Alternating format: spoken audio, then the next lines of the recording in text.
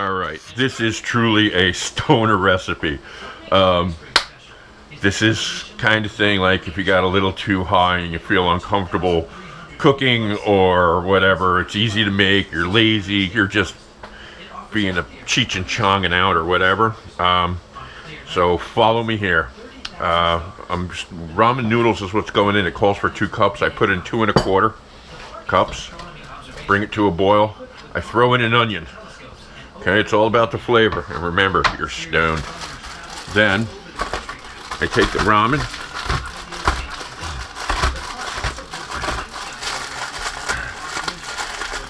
And I smash them up.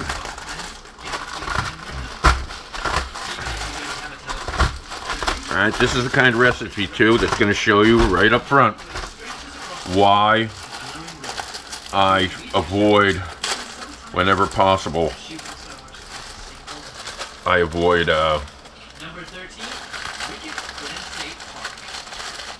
salt. So, alright, we got the onions going. The noodles are going in because it's boiling. I'm not going to exactly follow the ramen directions. They don't call for doing this, but I do throw this right in. The little flavor packet. Now, this right here says 33% sodium for your daily allowances per serving, and it's 2 servings. So that's 66%, but I'm also going to use a little for extra flavoring, better than bouillon. And 1 tablespoon of this comes out to, where are we? Fat, trans fat, sodium. Another 30%. So in this alone, I'm going to have 100% of the sodium that I should have. I'm not going to use a full teaspoon, but we'll just do this. Stir that in, get it off the spoon. If you follow me, you'll know I'm a fireman. That's not me though. I'm also real big on doing my dishes as we go here. This is supposed to do these noodles for 3 minutes. They've been in for like a minute. I got my noodles in. I can probably turn that down a little bit anyway. I got my noodles in, I got my onion in, and I am big on, of course, minced garlic. Easy way out. Throw the whole thing in. Put some stuff away here. Alright. Get this stuff put away. You belong here, you belong over here with hot sauces and stuff.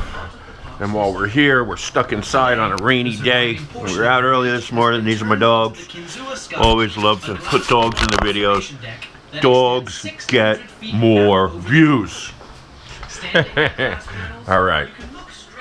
So yeah, so this is ideal. It's just real simple. And it does taste good. How can you go wrong when you start with onion and garlic? You just had water in you. I was just using this for an example. I'd go to 2 1/4 cup because I'm adding the extra stuff, and I'm adding a bunch of other things. So the reason I like to boil the onion in is because, like, and the garlic, if you boil it in, it infuses the flavor. Right, buddy? How are you, sleepy? You give me a big yawn, old man? Hard to believe my buddy Zeus here, 15 years old. What else we have here is this is a pineapple jalapeno sauce and a bunch of spices out of my go-tos. That's not me either. Or that sounds like it might be larger. Nah, maybe not.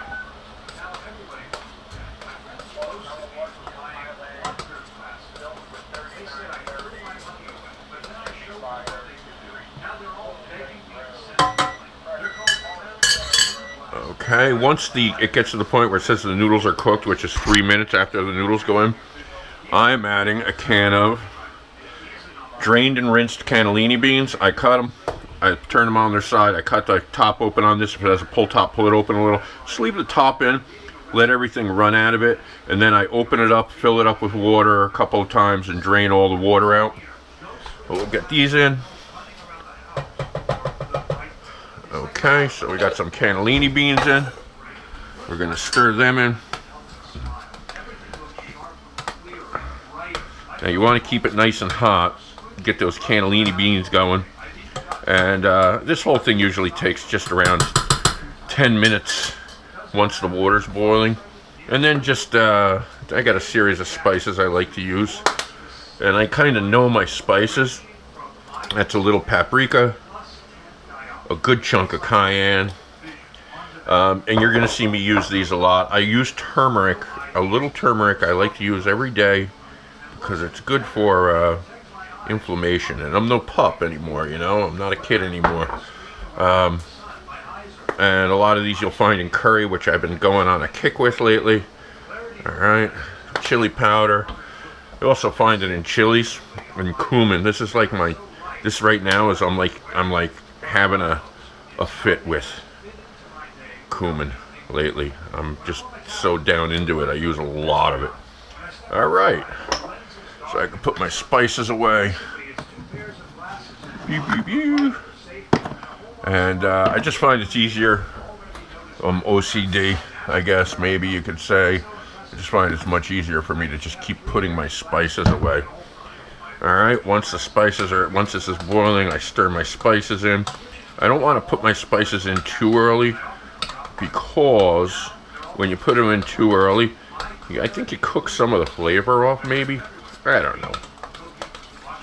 Alright. And we're just going to let that go for a minute or two. Alright. And then, oh, it smells so good. We're going to turn this off. Now, you can see how that is right now.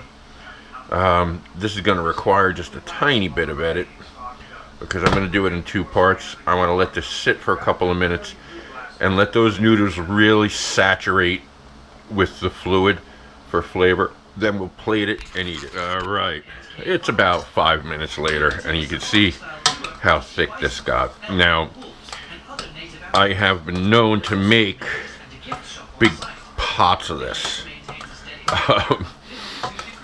for various reasons, and as it cools, it gets really, really thick. The noodles get really swollen, but we're not going that far. I want something hot to eat, and then I got to go back outside. I got work I got to do in the rain, and it is February, and it is just above freezing here. And yeah, that. So anyway, this is the soup. It's a white bean and onion chicken flavored brothy soup with some noodles. And this is just sustenance.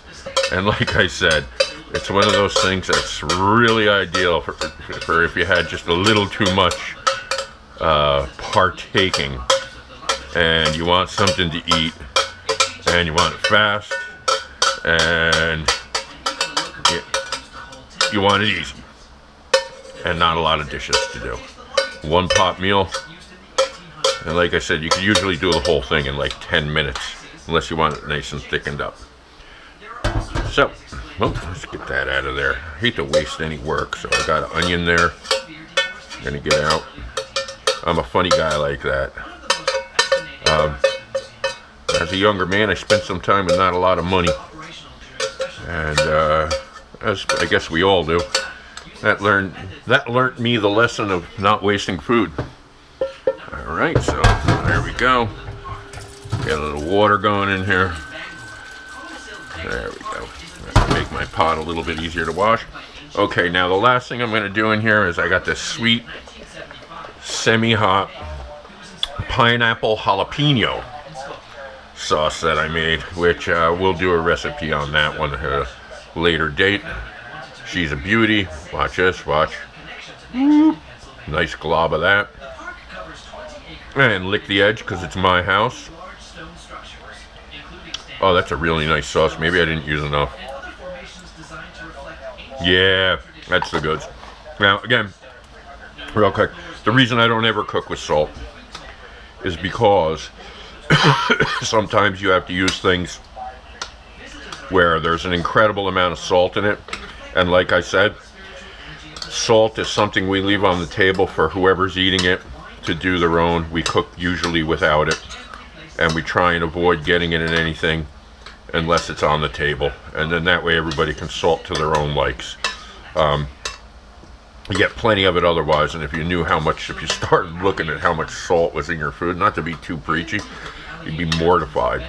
Anyway, go without, start looking at salt, do it for 2 weeks, and then go somewhere and have a slice of pizza, and you'll feel the vibe immediately, because then you taste a slice of pizza and it tastes like salt, and it's amazing, like once you start looking. All right, but speaking of pizza, let's just do one more thing. That'll be perfect on this.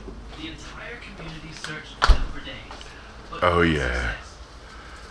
Just a little sprinkle of a Parmesan cheese, and it's perfect. Total stoner food. The perfect munch, and a nice hot treat in the winter. So if you're outside building snowmen and acting like an 8-year-old and want to come in and have something hot to eat, easy to cook. Thanks for watching. Have a great day. May the force be with you.